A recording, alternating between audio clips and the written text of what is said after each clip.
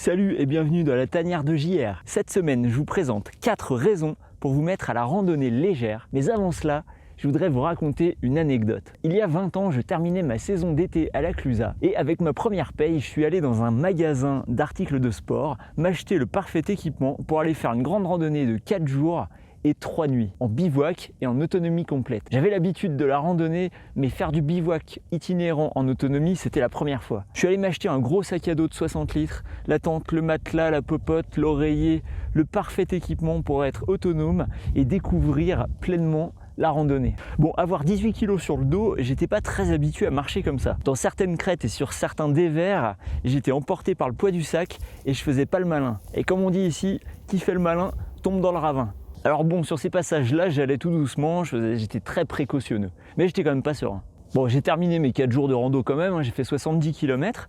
Ça m'a donné envie de continuer. Régulièrement, je faisais de la rando, je faisais du bivouac. Mais pendant à peu près 20 ans, j'ai quand même continué à porter autant de kilos sur le dos. Et c'était assez paradoxal parce que ça fait très longtemps que quand je voyage à l'étranger, que je prends l'avion, je pars avec un tout petit sac de 30 litres. Comme ça, j'ai rien en soute. Je suis très rapide, très léger, très mobile. J'ai pas besoin d'attendre. L'avion atterrit, hop, je peux partir. J'ai pas besoin de me dire, ah tiens, il faut que je passe dans un hôtel ou ailleurs pour poser ma grosse valise à roulettes. Non, j'ai mon sac de 30 litres, je suis libre. Si j'ai envie de changer mon programme, de prendre un bus pour aller à un autre endroit, de partir ailleurs, et ben voilà, c'est ça la liberté en voyage. Mais du coup, je comprends pas pourquoi j'ai jamais appliqué ça à la rando. Et le déclic est venu l'été 2019, comme ça, je sais pas pourquoi. Alors j'ai beaucoup lu sur la randonnée légère. J'ai acheté, j'ai testé, j'ai modifié, j'ai retesté. Et aujourd'hui, j'aimerais partager 4 raisons avec vous pour pratiquer la randonnée légère. La première raison, ça pourrait être l'efficacité. Faisons une analogie avec les moteurs et les voitures. Votre corps, c'est comme un moteur. Plus vous êtes léger et moins vous allez consommer. Vous aurez besoin de moins de calories pour récupérer, vous aurez besoin de moins d'eau, vous allez moins transpirer, vous serez plus efficace. Vous arriverez détendu le soir à votre bivouac ou à la fin de votre randonnée et vous aurez pleinement profité de la journée.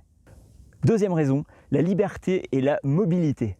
Quand vous avez des obstacles à franchir, des mains courantes, des échelles, je pense à la Tournette ou je pense ici en allant vers le Mont Baron, c'est quand même bien plus facile de les franchir avec un sac à dos léger qui ne s'accroche pas partout.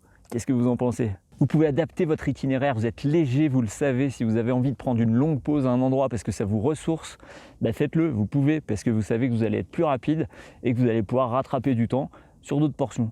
Troisième point que je vois, c'est la sécurité. En cas de nécessité, être plus mobile vous permet d'évacuer une zone plus rapidement. En cas d'orage par exemple, pour aller vous mettre à l'abri. Si vous avez 5 kg sur le dos, c'est plus rapide d'y aller en sécurité que si vous vous trimballez 20 kg. Du coup, j'en viens à votre corps.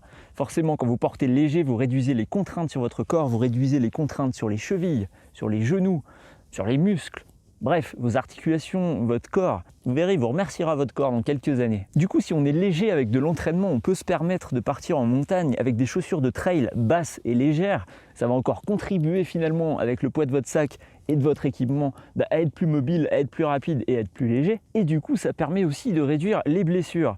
Oui, quand vous faites une entorse avec 20 kg sur le dos, c'est pas le même résultat au niveau de la gravité que quand vous n'en avez que 5. Et enfin, quatrième point, randonnée léger, ça vous permet de vous recentrer sur l'essentiel. Vivre le moment présent, profiter des paysages. Le bonheur, il n'est pas dans le matériel, il n'est pas dans ce que vous portez sur votre dos. Le bonheur, il est dans ce que vous ressentez. Il est dans le vent, dans les feuilles, il est dans les odeurs des pins, il est dans tout ce que vous voyez. Voilà. Le bonheur, il n'est pas dans ce qu'on porte, il est dans ce qu'on vit.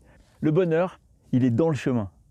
Alors quand on pense réduction du poids, on se dit oui, il va falloir que j'achète du matériel léger, spécialisé et qui donc va me coûter très cher. On peut alléger son sac sans dépenser une fortune. Oui, il y a plein d'objets que l'on peut modifier, des éléments qu'on peut couper pour gagner des grammes, car oui, chaque gramme compte.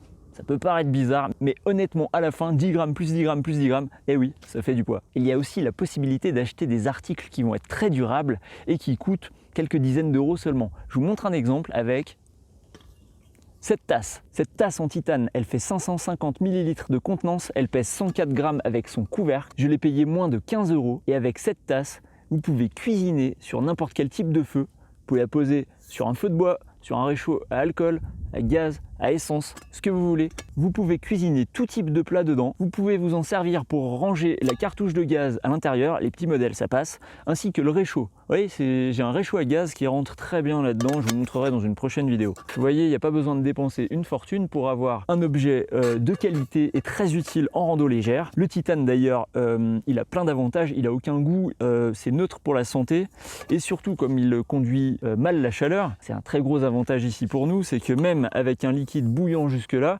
ici ça sera pas chaud. Donc vous pourrez boire sans vous brûler et ça franchement c'est top. Donc voilà, pour moins de 15 €, on n'est pas obligé de dépenser des fortunes pour s'équiper et randonner léger.